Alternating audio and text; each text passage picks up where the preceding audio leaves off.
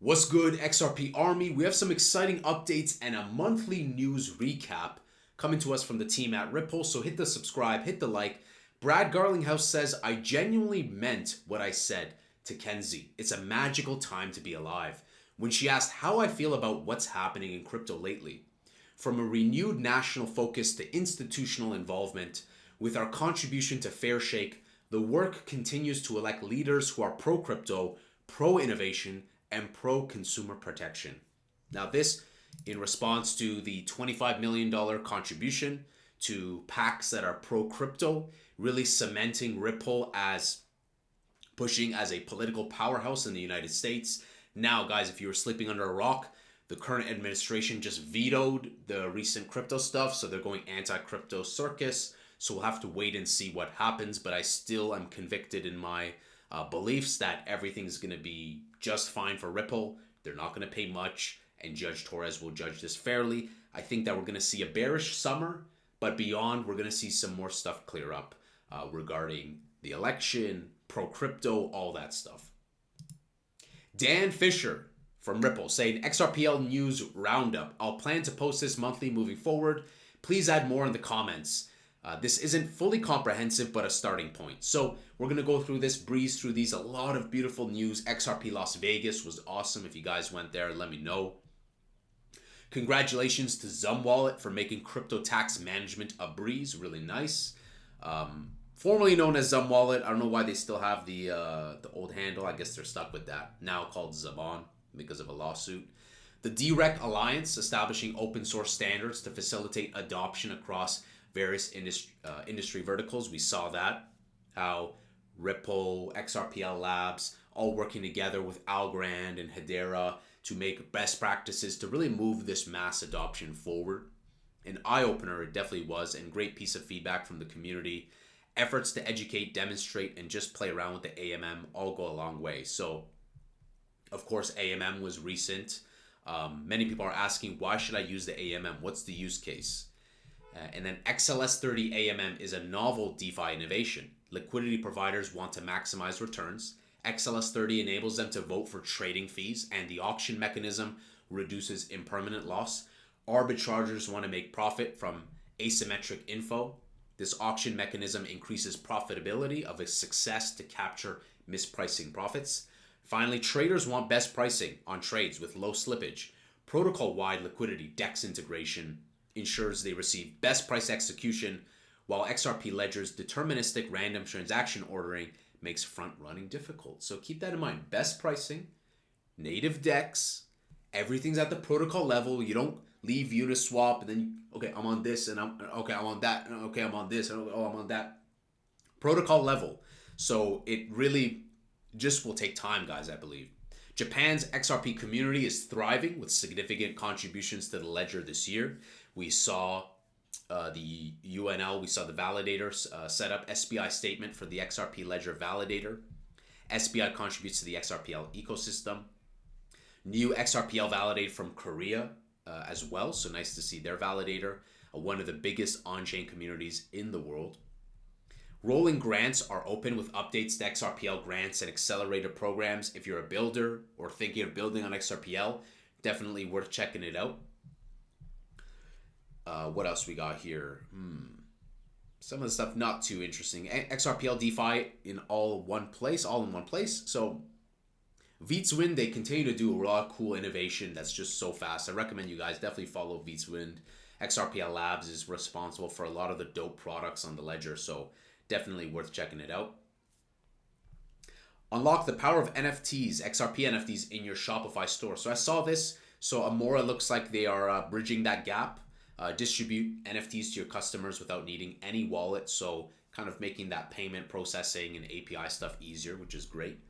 Are you a developer or startup in Brazil? Check out the Brazil Fund and apply today for a grant. Really nice.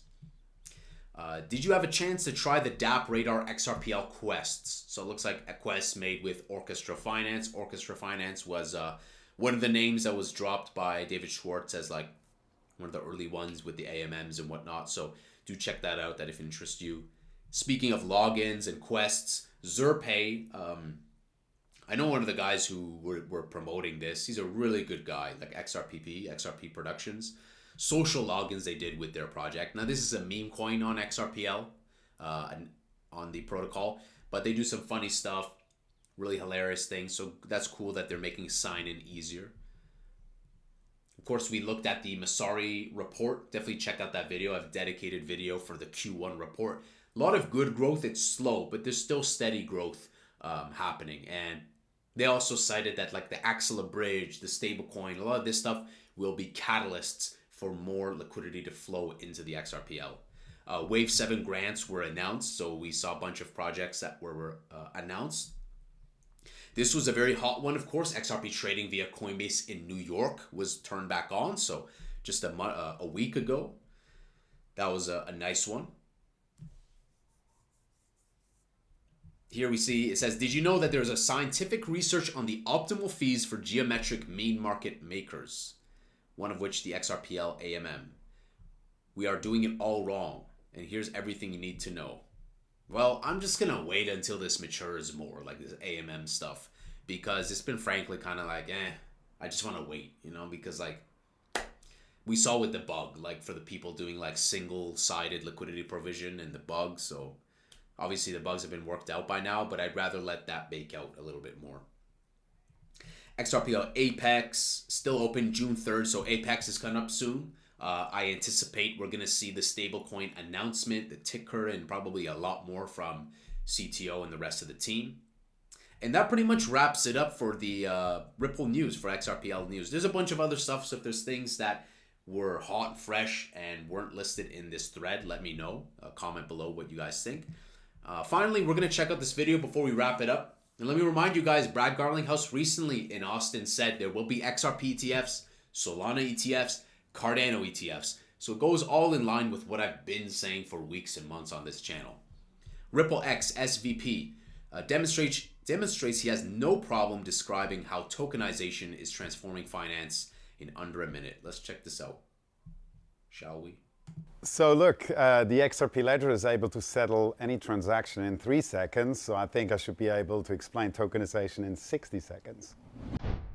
Hi, my name is Marcus Infanger, and this is Crypto in a Minute.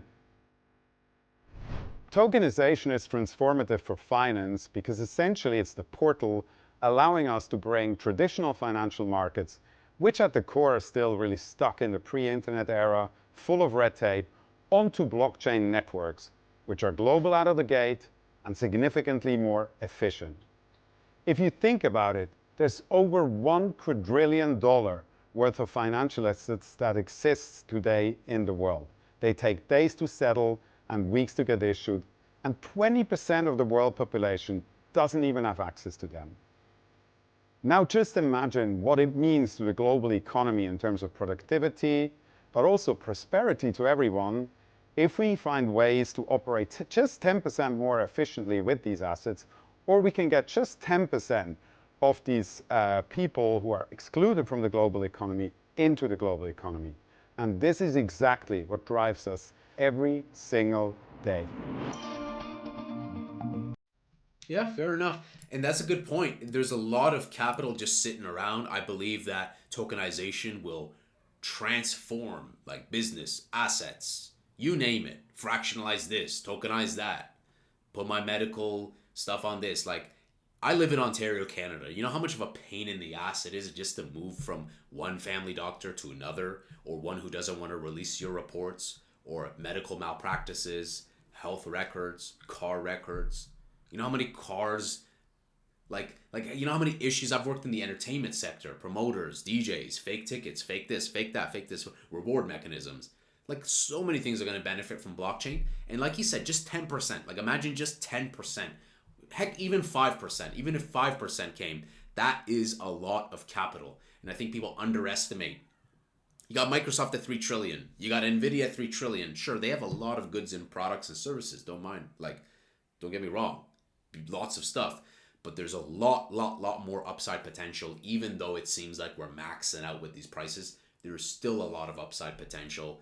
And I think Q4 and beyond will be a very interesting moment. So what do you guys think about tokenized assets, tokenization, real world assets, fractionalized ownership? blockchain identity, decentralized identity, on-chain governance, medical identity, you name it, reward mechanisms. I think there's tons of beautiful stuff.